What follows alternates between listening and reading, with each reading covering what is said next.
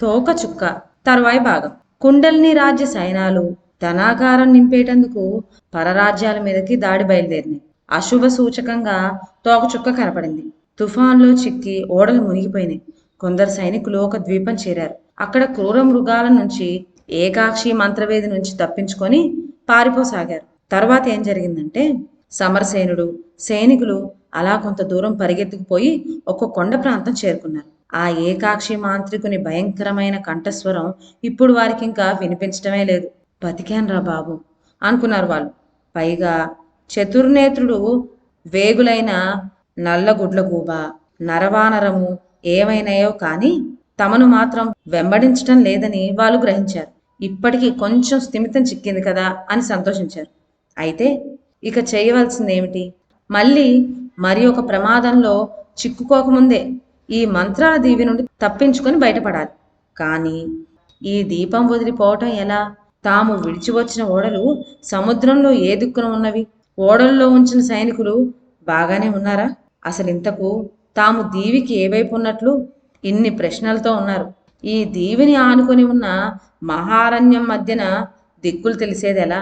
ఈ ప్రాంతం అంతటా ఎక్కడ చూచినా కొండలు, ఆకాశాన్నంటే మహావృక్షాలు, ఆ వృక్షాలను అల్లుకొని ఉన్న తిప్పర పప్పర తీగలు. ఇటువంటి భయంకర ప్రదేశంలో దిక్కులేం తెలుస్తాయి? దిక్కులు తెలిస్తే కదా తాము ఎక్కడున్నది కనుక్కోవడం. ఈ చిక్కు ప్రశ్నలతో సమరసేనుడు సతమతమవుతూ ఉండగా ఆకాశంలో ఆకస్మికంగా మబ్బులు విచ్చి సూర్యుని దర్శనమైంది. సూర్యుని గమనాన్ని బట్టి చూడగా తామిప్పుడు దీవికి ఏ దిక్కున ఉన్నది సమరసేనుడికి అర్థమైపోయింది. ఈ మంత్రాల దీవికి మనం ఇప్పుడు పడమటి దిక్కున ఉన్నాం. మన ఓడలు అటు తూర్పు తీరంలో ఉన్నవి. ఇది మన పరిస్థితి అన్నాడు సమరసేనుడు. అయితే మనం ఎలా అయినా శ్రమపడి తూర్పు తీరం చేరుకోవడం మేలు కదా అని సైనికులతో ఒకడు తన ఉద్దేశం చెప్పాడు. మంచిదే, కానీ అక్కడికి చేరుకోవటం అంత తేలిక కాదు. ఎన్నెన్ని ఆటంకాలు. పోనీ ముక్కుకు సూటిగా పోదామా అంటే వీలే లేదే. కొండలు, అడవులు, వీటన్నిటినీ మించి భయంకరమైన క్రూర మృగాలు. వాటి బారి నుండి తప్పించుకొని బయటపడితే కదా మనం ఆ తీరం చేరుకోవడం అంటూ పెద్దగా నిట్టూర్చాడు సమరసేనుడు. నాయకుడైన సమరసేనుడే ఈ విధంగా నిట్టూర్చేటప్పటికి సైనికులంతా వెలవెలబోయారు.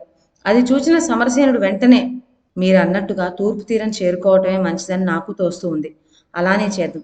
ఇక కష్టాల మాట, మన చేతి ఖడ్గం, కుండలినీదేవి కటాక్షం, ఈ రెండు రక్షలు ఉన్నంతకాలం మనకే కష్టాలు వచ్చినా ప్రమాదం లేదు. రండి, నా వెంటే రండి అంటూ వారిని హెచ్చరించి తను ముందు నడిచాడు. 4 అడుగులు వేశారో లేదో వారు సమరసేనుడు టక్కున ఆగిపోయి ఆగండి అన్నట్లుగా తన సైనికులకు చేతితో సైగ చేశాడు. అతను అనుమానించినట్టుగానే ఎదుట ఒక భయంకర దృశ్యం కంటబడింది. ఆ దృశ్యం ఎంతటి ధీరుడికైనా ఒళ్ళు జలధరింపజేసే దృశ్యం. ఒక పెద్ద కొండ చిలువ చెట్టు కొమ్మల మీద నుంచి మెల్లమెల్లగా కిందకి జారుతున్నది. దిగువన 2 చిరుతపులులు చిలువ దిగుతున్న సంగతి గమనించకుండా ఆదమర్చి నించనున్నాయి. వారు అలా చూస్తుండగానే పులులలో ఒకదాన్ని కొండ చిలువ మెడ పట్టుకున్నది. ముందుగా చిలువ నోటితో దాన్ని ఒడిసిపట్టి వెంటనే పులి శరీరం అంతటిని మేకుతో బిగించినట్టుగా మెలివేసుకున్నది. ఇది చూసి రెండో చిరుత భయంతో దూరంగా పారిపోయింది. పారిపోయిన రెండో చిరుత మళ్ళీ ఏమనుకున్నదో కానీ ఒక్క పరుగున వచ్చి చిలువ మీదకు దూకింది. పదండి, ఇటువంటి అపాయంలో చిక్కుకోకుండా మసులుకోవాలి మనం అంటూ సైనికులను హెచ్చరించాడు సమరసేనుడు. ఆ తర్వాత సైనికులందరూ ముందుకు సాగి మరొక దారి పట్టారు. ఈ దారి నడవటానికి అంత అనుకూలంగా లేదు. అనేకములైన సెలయేళ్లు పక్కనున్న కొండల మీద నుంచి దిగి ఆ ప్రదేశాన్ని అంతటినీ బురద నేలగా మార్చినాయి. దీనికి ఫలితంగా ఎక్కడ చూసినా రేలు పొదలు, వెదురు పొదలును. అక్కడ తుంగ మేఘాల ఎత్తున పెరిగింది. దానిలో నుంచి నడిచిపోవాలి. ఇలాంటి దారిలో సైనికులందరూ చుట్టూ పరికించి చూస్తూ ప్రాణాలు అరచేతిలో పెట్టుకొని సాగిపోవాల్సి వచ్చింది. ఎప్పట్లాగా సమరసేనుడు ముందుండి దారి తీస్తున్నాడు. సైనికులకు ధైర్యం చెబుతూనే ఉన్నాడు. కొంత దూరం వెళ్ళిన తర్వాత సమరసేనుడు ఈ ప్రాంతంలో బహుశా నీటి వసతులు ఎక్కువగా ఉంటాయని తోస్తోంది. అనగా ముడుగుల వద్ద నీటి జంతువులు తరచూ వస్తూనే ఉంటాయన్నమాట. అయితే అడవి జంతువులకు భయపడినంతగా మనం నీటి జంతువులకు భయపడనక్కర్లేదు అని చెప్పాడు. ఈ మాటలనటం పూర్తయిందో లేదో పక్కనే ఉన్న రైలు పొదల నుంచి ఒక ఖడ్గమృగం యువతలకు వచ్చింది. దాన్ని చూస్తూనే సైనికులు పారిపోదామని దిక్కులు చూచారు. ఇది గ్రహించిన సమరసేనుడు వాళ్ళతో, మనం పారిపోవడానికి ప్రయత్నించడం మరీ ప్రమాదం కావచ్చు, ఎందుకైనా మంచిది ఒకళ్ళ వెనక ఒకళ్ళు వరుసగా నిలబడి కత్తులు మాత్రం సిద్ధంగా ఉంచుకోండి అని సలహా చెప్పాడు. ఖడ్గమృగం తలపైకెత్తి భయంకరంగా ఒక్కసారి అరిచి ముందరి కాళ్ళు దువ్వింది. సైనికులు భయకంపితులయ్యారు. అందరూ సమరసేనుడి కేసి చూశారు. రెండోసారి మళ్ళీ ఖడ్గమృగం కాలు దువ్వింది. ఈసారి వేగంగా ఒక్క ఊపుతో వారి మీదకు దూకింది. అదును చూచి సమరసేనుడు ఖడ్గంతో దాని వెన్ను మీద బలంగా పొడిచాడు. ఏదైనా మరొక జంతువు అయినట్లయితే దెబ్బకు పడిపోవాల్సిందే. కానీ ఆ పోటు ఖడ్గమృగానికి ఏమీ ప్రమాదం చేయలేదు. అయితే సమరసేనుడు చేసిన పనికి అది అరణ్యమంతా అదిరేటట్లు బొబ్బలు పెట్టి మళ్ళీ ఒకసారి కారు దువ్వి సైనికులున్న దిక్కుకి ఒక్క ఉరుకు ఉరికింది. ఇప్పుడు సైనికులు ఎంతమాత్రం భయపడలేదు. నాయకుడు కనబరిచిన ధైర్యం వాళ్ళ సాహసానికి ఊత ఇచ్చింది. నలుగురు నాలుగు పక్కల ఇద్దరు దాని పొట్ట మీద ఇష్టం వచ్చినట్లు పొడిచి పొడిచి వదిలారు. ఖడ్గమృగం ఒక పక్కకు పడిపోయింది. బాధతో తన్నుకుంటూ అరవసాగింది. సమరసేనుడు తన వాళ్ళతో, ఏదో ఇప్పటికి గండం గడిచింది. దీని అరుపు విని మరికొన్ని జంతువులు రాకముందే ఇక్కడి నుంచి తప్పుకొని పోవటం క్షేమం అని చెప్పి తక్షణమే బయలుదేరాడు. కొంచెం దూరం వెళ్ళేసరికి వారికి ఒక మడుగు కనిపించింది. అది చూడగానే ఖడ్గమృగంతో పోరాడి అలసిపోయి ఉన్న ఆ సైనికులు అందులో దిగి దప్పిక తీర్చుకుందాం అనుకున్నారు. సైనికుల్లో ఒకడు, ఎంత చక్కగా ఉంది నీరు, ఈ తేట నీటిలో ఒక్క బుడుగు వేసొస్తే బాగుండే అన్నాడు. ఇందుకు సమరసేనుడు, ఈ దీవి మంత్రాల దీవి అనే సంగతి మాత్రం మర్చిపోకండే, జాగ్రత్త అని హెచ్చరించాడు. బాగా దప్పికున్న ఇద్దరు సైనికులు ముందు మడుగులో దిగారు. అలా వాళ్ళు మడుగులో దిగిన క్షణంలోనే ఆ చుట్టుపక్కల నీరంతా కదిలినట్లయింది. హఠాత్తుగా వాళ్ళ మీదకి 4-5 ముసలు దూకినాయి. వాళ్ళు భయంతో కేకలు పెట్టారు. ఒడ్డున ఉన్న సమరసేనుడు సైనికులు బాణాలు ఎక్కుపెట్టి వాటిపైకి వదిలారు.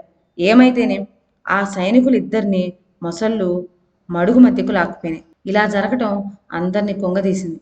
సమరసేనుడు మిగిలిన 4 సైనికులు దీనవదనాలతో అక్కడి నుంచి బయలుదేరారు. ఈసారి అందరూ అతి మెలకువతో నడవసాగారు. కొంత దూరం వెళ్ళేసరికి వారికి ఎదుట గొప్ప సరస్సు ఒకటి కనపడింది. ఇది చాలా పెద్ద సరస్సులాగా ఉంది, దీన్ని దాటం ఎలా అని సందేహం కలిగింది సమరసేనుడు. అంతలో సరస్సు ఒడ్డున ఎవరో స్నానం చేస్తున్నట్టుగా నీళ్లు కదలబారటం కనపడింది. చూద్దామంటే ఎవ్వరూ కనపడరు. సరస్సు పైకంట ఒక చెట్టు కొమ్మ మాత్రం కనబడుతున్నది. ఆ కొమ్మ నుండి ఒక పొడువాటి టోపీ వేలాడుతున్నది. ఆ టోపీకి మనిషి కన్నుల వంటి 2 చిత్రమైన బెజ్జాలున్నాయి. ఈ వింత చూచి సైనికులంతా విస్తుపోయారు. వాళ్ళతో పాటు సమరసేనుడు విస్తుపోవటమే కాని ఇదంతా ఏమిటా అనే ప్రశ్నకు సమాధానం తేల్చుకోలేకపోతున్నాడు. సరస్సులో నీరు ఇంకా కదులుబారుతూనే ఉంది. ఆ కదలిక బట్టి చూస్తే ఎవరో కంటికి కనపడిన ఒక వ్యక్తి స్నానం చేస్తున్నట్టు స్పష్టంగా తెలుస్తూనే ఉంది. సమరసేనుడు సైనికులు ఒక పొదమాటన ఉండి అదే పనిగా ఈ వింత చూస్తున్నారు. ఒకవేళ వీడు మాంత్రికుడైనా ఆ ఏకాక్షి కాదు కదా కొంపదీసి అని అనుమానం కలిగింది సమరసేనుడికి. కాడు అని వెంటనే నిశ్చయించుకున్నాడు. అయితే టోపీ మాట ఇది వాడిది కాదని రూఢీగా తేల్చుకున్నాడు. మరైతే వీడు మరొక మాంత్రికుడా అని మళ్ళీ సంశయం కలిగింది సమరసేనుడికి. అంతలోనే సరస్సులో నుంచి ఏవో మాటలు వినబడసాగినాయి. ఆ స్నానం చేస్తున్న వ్యక్తి ఏవో శ్లోకాలు వంటివి వల్లిస్తూ ఉన్నట్టున్నాడు. ఆ కంఠంలో ఒక విధమైన కరుకుదనం, గాంభీర్యం కనిపించింది. వీడెవడో అసాధ్యుడ్రా అని అనుమానం కలిగింది సమరసేనుడికి. ఈ అనుమానాలతో మునిగి తేలుతూ ఉన్న సమరసేనుడికి సైనికులకు మరింత భయం కొలిపే ఇంకొక దృశ్యం కట్టబడింది. మడుగు ఒడ్డున పొదల చాటు నుంచి ఒక పాము తల పైకి లేస్తున్నట్లుగా కనిపించింది. అది ఒక అపూర్వమైన వింత జంతువు. దాని ఆకృతి చూడగా మన మామూలు ఏనుగకు 4-5 అంతుల బ్రహ్మాండమైన ప్రమాణంలో ఉంది. అంతటి జంతువుకు తల మాత్రం సన్నం. ఏం జరుగుతుందో అని అందరూ దాని వైపు రెప్ప వాల్చకుండా చూస్తున్నారు. అది మెల్లగా దాని సన్నపాటి తలను సరస్సు లోపలికి సాచింది. కంటికి కనపడిన ఆ వ్యక్తిని పట్టడానికి అది యత్నిస్తున్నట్టుగా చెప్పనక్కరలేకుండానే తెలుస్తూ ఉంది. ఆ వింత జంతువు తల నీటి మట్టానికి 1 గజం ఎత్తుకు వచ్చిందో లేదో వికృతమైన ఒక పెద్ద కేక వినిపించింది. కేక వినపట్టం, చెట్టు కొమ్మ నుండి వేళ్లాడే పొడివాటి ఆ కన్నుల టోపీ కిందకి జారడం ఒకసారి జరిగింది. అదే క్షణమందు మడుగులో ఒక మనిషి ఆ కన్నుల టోపీని ధరించి ఉండడం కనపడింది. ఆ మనిషి కనిపించడంతోనే వింత జంతువు పరుగు పుచ్చుకొని మాయమైంది. ఓహో, నీవా మహూదరా? నన్నే భక్షించదలిచావా? చతుర్నేత్రుణ్ణే మింగదామని ఉద్దేశించావా? అన్న మాటలు ఆ సమయాన సరస్సులో నుండి వినబండి. ఈ మాటలకు సమరసేనుడు సైనికులు కంపించిపోయారు. ఏకాక్షి మాంత్రికుడు బద్ధ విరోధి అయినా ఈ చతుర్నేత్రుడు కంటపడకుండా ఇప్పుడు ఎలా తప్పించుకోవటం అనే ఆలోచనలో పడ్డారు సమరసేనుడు సైనికులు. తర్వాత ఏం జరిగిందో నెక్స్ట్ వీడియోలో విందాం. అంతవరకు సెలవు. నా ఛానల్లోని కథలు మీకు నచ్చినట్లయితే నా ఛానల్ను లైక్ చేసి సబ్స్క్రైబ్ చేయండి. షేర్ చేయడం మర్చిపోవద్దు. కొత్త కథల నోటిఫికేషన్ కోసం బెల్ ఐకాన్ ప్రెస్ చేయండి. Thank you.